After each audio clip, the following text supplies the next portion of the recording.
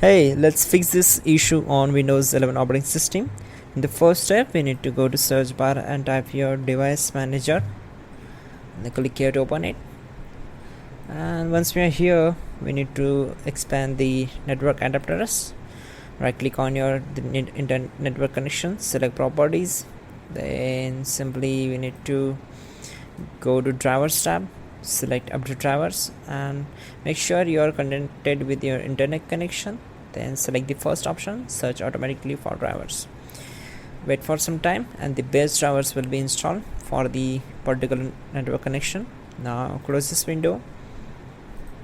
After that, just open services, go to search bar and type here services, and from the search results click here to open it. Now on this window we need to find out Wi-Fi direct service. Just scroll down and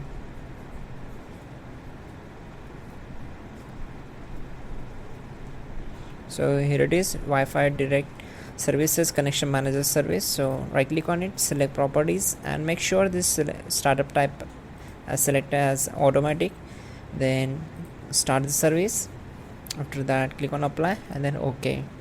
Again, just scroll down and find out Windows update on the same services window. Here it is, right click on it, select properties, then set startup type as automatic. Click on start the service, then click on apply and then OK.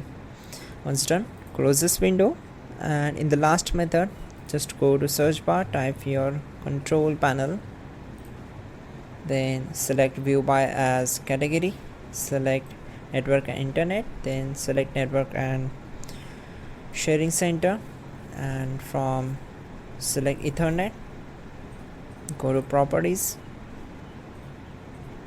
Before that, we have to just click on change adapter settings, and from here we need to just select your particular internet connection, select enable by right clicking on it. For example, if this internet connection is disabled, then right click on it, select enable, and simply restart the system and your problem will be solved. That's it guys, you're good to go.